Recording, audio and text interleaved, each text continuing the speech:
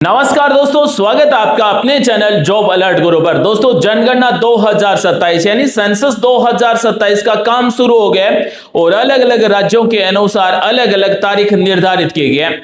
यानी self enumeration form है, जो स्व गणना फॉर्म है, वो आप अपने राज्य में कौन सी तारीख के बीच में भर सकते हैं, इसकी पूरी लिस्ट जारी हो चुकी है, कैलेंडर जारी हो चुका है और सरकार ने पहली बार हमें अपने मोबाइल से खुद फॉर्म भरने की बहुत ही बढ़िया सुविधा दी है। यानी अब जनगणना 2027 का ऑनलाइन फॉर्म आप खुद घर बैठे अपने मोबाइल से भर सकते हैं। दोस्तों, आज मैं आपको बता रहा हूं कि जनगणना 2027 का फॉर्म आप घर बैठे अपने मोबाइल से खुद कैसे भर सकते हैं। आपको एक भी गलती नहीं करना है। अगर आप फॉर्म गलत सबमिट कर देते हैं या फिर फॉर्म में गलत जानकारी भर देते हैं तो उसके बाद में फॉर्म एडिट नहीं होगा।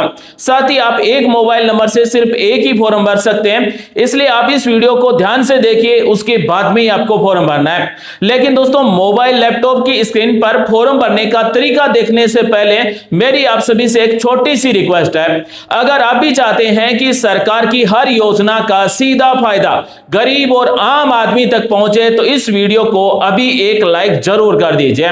और हां, ये वीडियो कौन से जिले से या फिर कौन से गांव से देख रहे हैं, नीचे कमेंट में अपने गांव या फिर जिले का नाम जरूर लिखकर बताएं, ताकि मुझे भी पता चले कि हमारे भाई कहां कहां से जुड़े हुए हैं। अब आप सोच रहे होंगे कि भाई हम खुद फॉर्म क्यों भरें, यानी जनगणना 2027 का फॉर्म खुद हम क्यों भरें, जब अधिकारी हमारे घर पर आएंगे तो वो खुद ही भर लेंगे। तो दोस्तों, ये मेरी 3 बातें ध्यान से सुन लीजिए कि ये फॉर्म खुद भरना आपके लिए क्यों इतना जरूरी है। 1 नंबर बात, सरकारी योजनाओं का सीधा फायदा इसी जनगणना के आधार पर मिलेगा। सरकार इसी गिनती के आधार पर राशन कार्ड, आवास योजना और पेंशन जैसी योजनाएं बनाती है। अगर आप खुद अपनी जानकारी भरेंगे तो सरकार तक आपकी एकदम सही स्थिति पहुंचेगी और आपको योजनाओं का पूरा लाभ मिलेगा। तो दोस्तों, दूसरी बात, नाम और उम्र की गलतियों से छुटकारा मिलेगा। यानी कई बार जब कोई दूसरा हमारा फॉर्म भरता है तो स्पेलिंग, नाम, उम्र में गलती हो जाती है, फिर बाद में सरकारी दफ्तरों के धक्के खाने पड़ते हैं। खुद फॉर्म भरेंगे तो एकदम सही जानकारी दर्ज होगी। दोस्तों, तीसरी बात और सबसे जरूरी बात, समय की बचत होगी और झंझट खत्म होगा। जब अधिकारी घर आते हैं तो कई बार हम ड्यूटी या फिर खेत के काम पर होते हैं। मोबाइल से आप अपनी सुविधा अनुसार रात में या फिर कभी भी ऑनलाइन फॉर्म भर सकते हैं। यानी जनगणना 2027 का जो स्व गणना फॉर्म है वो आप घर बैठे अपने मोबाइल से कभी भी भर सकते हैं। रात में भर सकते हैं, दिन में भर सकते हैं, सोते हुए भर सकते हैं, बैठे हुए भर सकते हैं।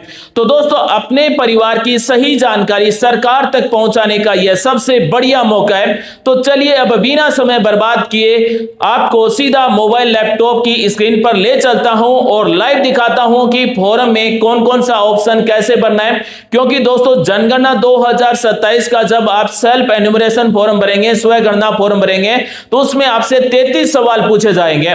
33 सवालों के आपको सही से कैसे जवाब देना है, किस तरह से आपको पूरा फॉर्म भरना है, आपके राज्य में आप सेल्फ एन्यूमरेशन फॉर्म है, वो स्व गणना फॉर्म है, वो कौन सी तारीख के बीच में भर सकते हैं, पूरा मैं आपको लाइव दिखा रहा हूं।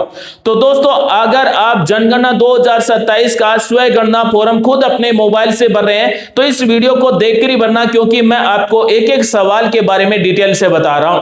तो चलिए दोस्तों, वीडियो शुरू करते हैं। आप सभी को बता दें, जनगणना 2027 यानी सेंसस 2027 का सेल्फ एन्यूमरेशन जो फॉर्म है, स्व गणना फॉर्म है, वो आप घर बैठे अपने मोबाइल से खुद कैसे भर सकते हैं, सभी स्टेप को कैसे आपको कंप्लीट करना है, पूरा स्टेप बाय स्टेप दिखा रहा हूं। बने रहिए दोस्तों हमारे साथ। अब मैं आपको जनगणना 2027 का पूरा लाइव फॉर्म भरकर दिखा रहा हूं। सबसे पहले गूगल क्रोम में सर्च कीजिए सेंसस, चाहे आप मोबाइल में सर्च करें या फिर लैपटॉप में सर्च करें, फॉर्म भरने का एक ही तरीका है। सबसे पहली वेबसाइट मिलती है सेंसस ऑफ इंडिया, इस पर आपको क्लिक कर देना है। जैसे इस पर क्लिक करेंगे तो भारत के महा रजिस्ट्रार एवं जनगणना आयुक्त का कार्यालय, गृह मंत्रालय, भारत सरकार का ऑफिशियल पोर्टल ओपन हो चुका है। यहाँ पर आपका पोर्टल अगर हिंदी में है तो स्वगणना मिलेगा और इंग्लिश में है तो सेल्फ एन्यूमरेशन मिलेगा। तो यहां से आप इस पोर्टल को जिस भाषा में रखना चाहें उस भाषा में रख सकते हैं। हमें क्लिक कर देना है स्वगणना या फिर सेल्फ एन्यूमरेशन पर। उसके बाद में एक्सटर्नल वेबसाइट के बारे में पूछा जा रहा है, ओके पर क्लिक कर देना है। se.census.gov.in ये ऑफिशियल पोर्टल ओपन हो चुका है, यानी सेंसस ऑफ इंडिया 2027 का ऑफिशियल पोर्टल ओपन हो चुका है और तारीख यहां पर आप सभी देख सकते हैं। यहां पर आपको मिलता है स्व गणना की अवधि, इस पर आपको क्लिक कर देना है। जैसे इस पर क्लिक करेंगे तो इस तरह से एक पीडीएफ फाइल ओपन हो चुकी है। जल्दी से मैं आपको बता देता हूं कि आप अपने राज्य में स्व गणना फॉर्म कब भर सकते हैं। तो 1 अप्रैल से लेकर 15 अप्रैल तक अंडमान निकोबार द्वीप समूह, दिल्ली नगर पालिका नगर परिषद, दिल्ली छावनी और गोवा, कर्नाटक, मिजोरम, ओडिशा और सिक्किम के फॉर्म भर सकते हैं। गुजरात, दादर नगर हवेली, दमन द्वीप के 5 अप्रैल से 19 अप्रैल तक फॉर्म भर सकते हैं।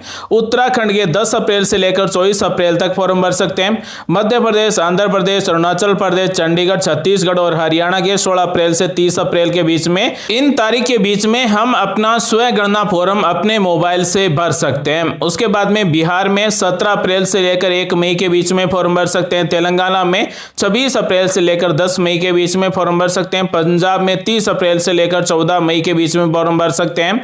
1 मई से लेकर 15 मई के बीच में झारखंड, दिल्ली नगर निगम, महाराष्ट्र, मेघालय और राजस्थान के फॉर्म भरे जाएंगे। उत्तर प्रदेश के लोग 7 मई से 21 मई के बीच में फॉर्म भर सकते हैं। जम्मू और कश्मीर, लद्दाख और पांडुचेरी के 17 मई से 31 मई तक फॉर्म भर सकते हैं। हिमाचल प्रदेश के 1 जून से 15 जून तक फॉर्म भर सकते हैं। केरल और नागालैंड के 16 जून से 30 जून के बीच में फॉर्म भर सकते हैं। तमिलनाडु और त्रिपुरा में 17 जुलाई से 31 जुलाई तक फॉर्म भर सकते हैं। असम के 2 अगस्त से लेकर 16 अगस्त तक फॉर्म भर सकते हैं। और मणिपुर के लोग 17 अगस्त से लेकर 31 अगस्त के बीच में फॉर्म भर सकते हैं। वहीं पश्चिम बंगाल का अभी तारीख है वो तय नहीं हुआ है, तो आप इन तारीख के बीच में अपने राज्य में स्व गणना फॉर्म अपने मोबाइल से घर बैठे ही भर सकते हैं। यानी जनगणना 2027 का जो ऑनलाइन स्व गणना फॉर्म है वो आप घर बैठे इन तारीख के बीच में अपने राज्य के अनुसार फॉर्म भर सकते हैं। दोस्तों अब मैं आपको जल्दी से बता देता हूं कि जनगणना 2027 का जो स्व गणना फॉर्म है, सेल्फ एन्यूमरेशन फॉर्म है, वो घर बैठे अपने मोबाइल से हम कैसे भरेंगे। पीडीएफ को बंद कर दिया है, होम पेज पर आ गए हैं। सेल्फ एन्यूमरेशन HLO लॉगिन मिलता है। सबसे पहले राज्य का नाम सेलेक्ट करना है। जिस राज्य की जो तारीख दी गई है उसी तारीख के बीच में फॉर्म भर सकते हैं। तो यहां से हम राज्य का नाम सेलेक्ट करेंगे। उसके बाद में कैप्चा कोड जैसा है वैसा का वैसा कोड टाइप करेंगे। वेरीफाई एंड प्रोसीड पर क्लिक कर देंगे। उसके बाद में सबसे पहले ही पेज मिलता है वेलकम का। जनगणना 2027 के मकान सूचीकरण हो रहा है, ओके पर हमें क्लिक कर देना है। सबसे पहले हमें मुखिया का नाम टाइप करना है। परिवार का जो भी मुखिया है उसका नाम टाइप करेंगे, चाहे वो महिला हो पुरुष हो कोई भी हो सकता है। उसके बाद में मोबाइल नंबर टाइप करना है। ईमेल आईडी टाइप करना चाहे तो ईमेल आईडी भी टाइप करेंगे। वेरीफाई एंड प्रोसीड पर क्लिक कर देंगे। तो मोबाइल नंबर पर 6 नंबर का ओटीपी भेजा जा चुका है, ओके पर क्लिक कर देना है। यहां पर सबसे पहले भाषा सेलेक्ट कर लेना है, यानी आप जो स्व गणना का फॉर्म भरेंगे वो किस भाषा में भरना चाहते हैं। हिंदी में, गुजराती में, पंजाबी में, इंग्लिश में, जिस भी भाषा में आप फॉर्म को रखना चाहते हैं उस भाषा को हमें यहां से सेलेक्ट कर लेना है। और दोस्तों जो भी लैंग्वेज हम यहां से सेलेक्ट करेंगे उसी लैंग्वेज में फॉर्म ओपन होगा और उसके बाद में लैंग्वेज चेंज नहीं होगी। ओटीपी नंबर टाइप करना है, वेरीफाई ओटीपी पर क्लिक कर देना है। दोस्तों जनगणना 2027 के सर्वे फॉर्म में 33 सवाल पूछे गए हैं, जिसका वीडियो लंबा होगा। वीडियो को स्टेप बाय स्टेप आप पूरा देखिए ताकि आपके फॉर्म में कोई गलती ना हो। ओटीपी वेरीफाई होते ही फॉर्म ओपन हो चुका है। इस फॉर्म के कुल 6 स्टेप हमें कंप्लीट करना होगा। सबसे पहले स्थान का विवरण भरना होगा, उसके बाद में जनगणना घर का विवरण भरना होगा, सामान्य जानकारी भरनी होगी, सुविधाएं भरनी होगी, परिसंपत्तियां भरनी होगी और उसके बाद में पूरा फॉर्म प्रीव्यू होगा और सबमिट होगा। तो मैं आपको सभी स्टेप एक एक करके कंप्लीट करके दिखा रहा हूं। सबसे पहले हम बात करते हैं स्थान का विवरण। तो आपके राज्य का नाम यहां पर ऑटोमेटिक सेलेक्ट मिलता है, जिले का नाम सेलेक्ट कर लीजिए। उसके बाद में अगर आप गांव में रहते हैं तो अपने गांव का नाम यहां पर टाइप कर दीजिए, या फिर अगर आप शहर में रहते हैं तो अपने नजदीक जो भी मंदिर है या फिर स्कूल है, कॉलेज है या फिर गुरुद्वारा है, सड़क है, मोहल्ले है या फिर कोई हॉस्पिटल है, उसका नाम यहां पर आप टाइप कर देंगे तो लोकेशन ऑटोमेटिक आपके आसपास की आ जाएगी। और खोजें पर आप क्लिक करेंगे तो इस तरह से मैप आ जाएगा। अब हमें क्या करना होगा, हमें यह चेक करना है कि हमारा घर कहां पर है। दोस्तों इस मैप में आपको रेड कलर का एक लोकेशन पॉइंट दिख रहा है। इस लोकेशन पॉइंट को उठाकर अपने घर के ऊपर लगा देना है, यानी यहां पर जो लोकेशन है वो अपने घर की आनी चाहिए। तो दोस्तों ये लोकेशन सेट करने का काम आपको ध्यान से कर देना है। आपका जहां पर भी घर है, मकान है, उसके ऊपर इस तरह से सेट कर देना है। स्थान की पुष्टि करें, इस पर आपको क्लिक कर देना है। सहेजें और आगे बढ़े पर क्लिक करेंगे। उसके बाद में पुष्टि के लिए पूछा जा रहा है कि क्या आप ये लोकेशन सेव करना चाहते हैं, हाँ पर आपको क्लिक कर देना है। तो दोस्तों हमारा 1 नंबर स्टेप कंप्लीट हो चुका है। जनगणना घर का विवरण 2 नंबर स्टेप आ चुका है। इस फॉर्म को हमने हिंदी में रखा है ताकि सभी के समझ में। सबसे पहले पूछा जा रहा है कि जनगणना मकान के फर्श में प्रयुक्त प्रमुख सामग्री कौन सी है, यानी हमारे घर का जो आंगन आंगन है वो किससे बना हुआ है, अगर कच्चा है तो मिट्टी से बना हुआ होगा, या फिर अगर फर्श टाइल लगाई है, जो भी है वो यहाँ से आपको सिलेक्ट कर लेना है। जैसे 1 नंबर है मिट्टी, 2 नंबर लकड़ी बांस, 3 नंबर ईंट पक्की, 4 नंबर है पत्थर, 5 नंबर सीमेंट, 6 नंबर है मोजेक या फिर फर्श की टाइल या फिर अन्य कोई। तो इनमें से हमें सिलेक्ट कर लेना है कि हमारे घर का जो आंगन है वो किससे बना हुआ है। जनगणना 2027 के स्वयं फोरम का 2 नंबर सवाल है, जिसमें पूछा गया है कि जनगणना मकान के दीवार में प्रयुक्त प्रमुख सामग्री कौन सी है, यानी हमारा जो घर है उस घर की दीवार में कौन सी सामग्री लगाई गई है। जैसे घास फूस, बांस आदि, प्लास्टिक, पॉलीथीन, मिट्टी या फिर कच्ची ईंटें, लकड़ी, पत्थर मसाला गारा के साथ नहीं, पत्थर मसाला गारा के साथ, जीआई धातु, पक्की ईंटें, कंक्रीट, अन्य कोई। तो हमारे घर की जो दीवार है वो किससे बनी हुई है वो हमें यहां से सेलेक्ट कर लेना है। 3 नंबर पर पूछा गया कि जनगणना मकान के छत में प्रयुक्त प्रमुख सामग्री कौन सी है, यानी हमारा जो घर है घर की छत पर कौन सी सामग्री लगी है। जैसे घास या फूस, बांस, लकड़ी, मिट्टी आदि, प्लास्टिक, पॉलीथीन, हस्त निर्मित टाइल, मशीन निर्मित टाइल, पक्की ईंटें, पत्थर, स्लेट या फिर जीआई या फिर धातु, कंक्रीट, अन्य कोई। तो हमारे घर की जो छत है वो किससे बनी हुई है वो हमें यहां से सेलेक्ट करना है। अगला सवाल है जनगणना मकान की स्थिति कैसी है, अच्छी है तो अच्छी सिलेक्ट कर लेना है, रहने योग्य है तो रहने योग्य सिलेक्ट करेंगे, केवल जीने योग्य है तो जीवन से सिलेक्ट करेंगे, सहजे और आगे बढ़े पर क्लिक करेंगे, पुष्टि करें हाँ को सिलेक्ट कर लेना है। 3 नंबर स्टेप है सामान्य जानकारी।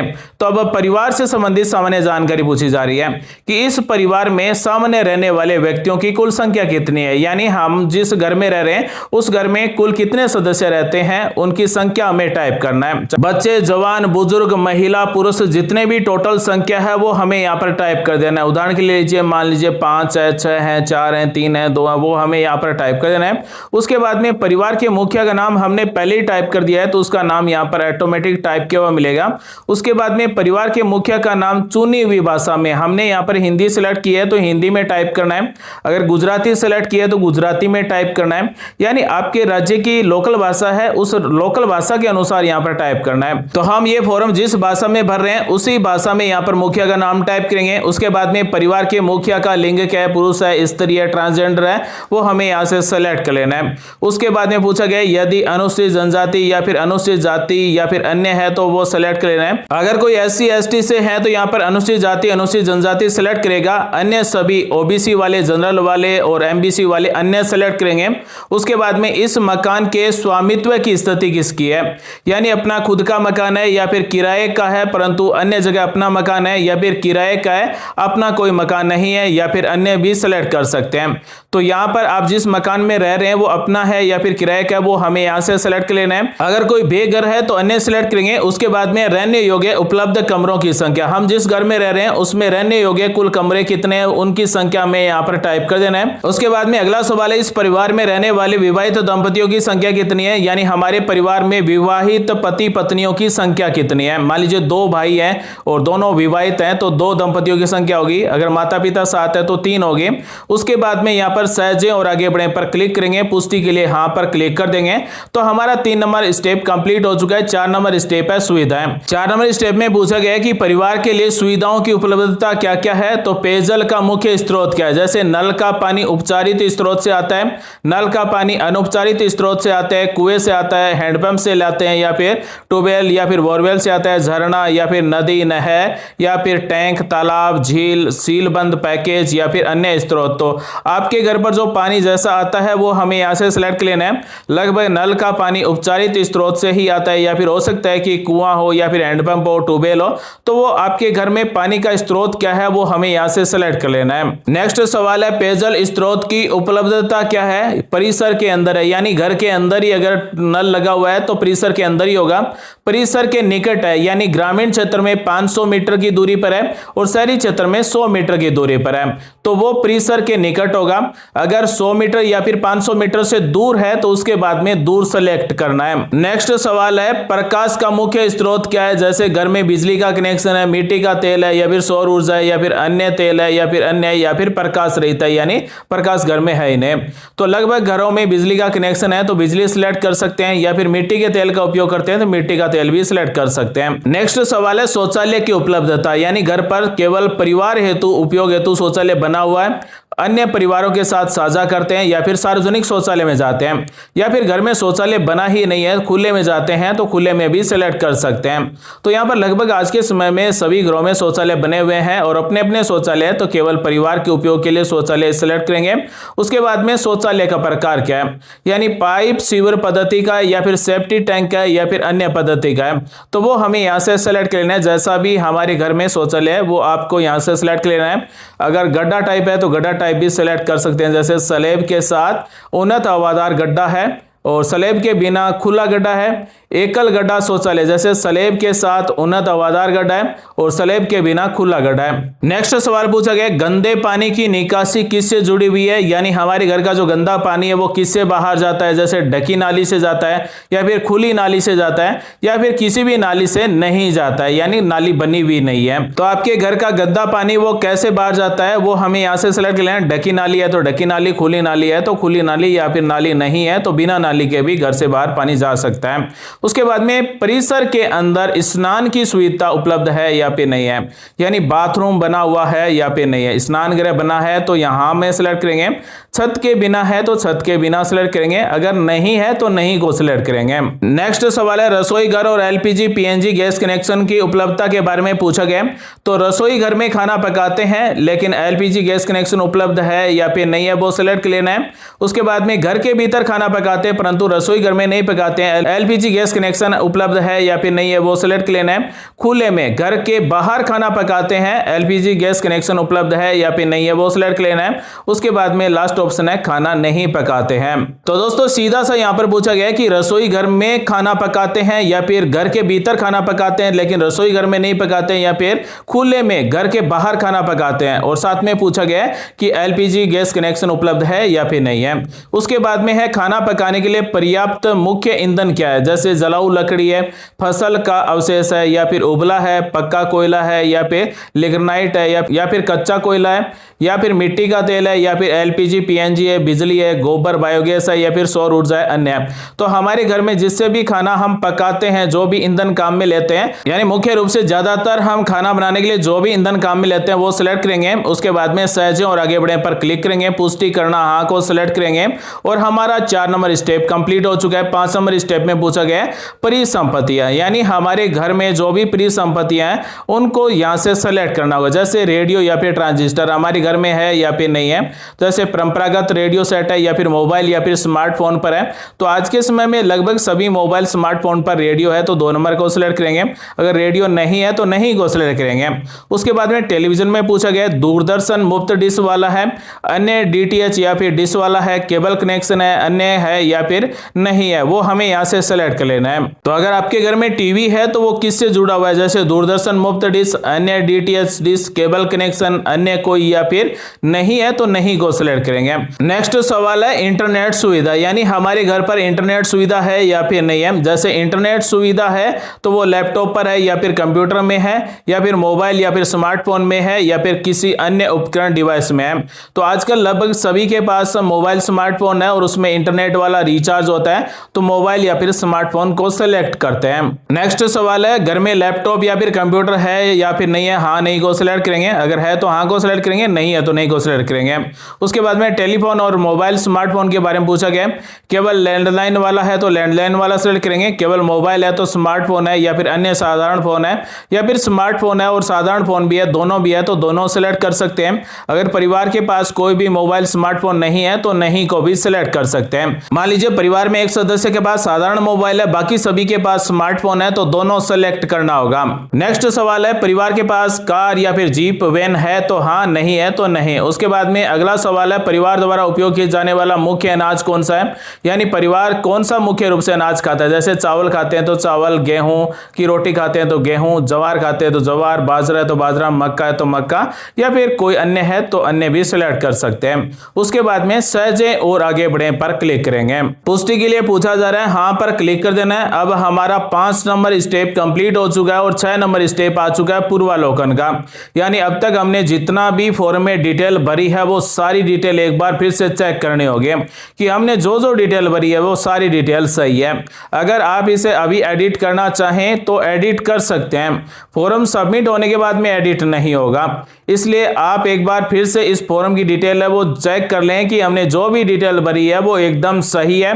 जैसे ही स्क्रॉल डाउन करेंगे तो यहाँ पर सबसे पहला ही ऑप्शन मिलता है संशोधन के लिए वापस जाएं। दूसरा ऑप्शन है ड्राफ्ट के रूप में सेव करें, यानी फॉर्म सबमिट नहीं करना चाहते हैं, केवल ड्राफ्ट में सेव करना चाहते हैं। अगर हमारी सब कुछ डिटेल सही है पुष्टि करें और सबमिट करें पर क्लिक करेंगे तो हमसे पूछा जाएगा कि क्या आप श्योर हैं कि इस फॉर्म को सबमिट करना चाहते हैं, यानी अंतिम रूप से सबमिट करें। हाँ पर क्लिक करते ही हमारा फॉर्म सक्सेसफुली सबमिट हो जाएगा। और दोस्तों फॉर्म सबमिट होने के बाद में यहाँ पर हमें एक SEID नंबर मिलेगा। ये SEID नंबर H से शुरू है। ये ID नंबर आपको संभाल कर रखना है। जब ये अधिकारी हमारे घर पर मकान सर्वे करने के लिए आएगा जनगणना 2027 का, तो उस कर्मचारी को आपको ये SEID नंबर बता देना है, तो आपके नई गणना फॉर्म भरने की आवश्यकता नहीं होगी। इसी फॉर्म को सबमिट मान लिया जाएगा।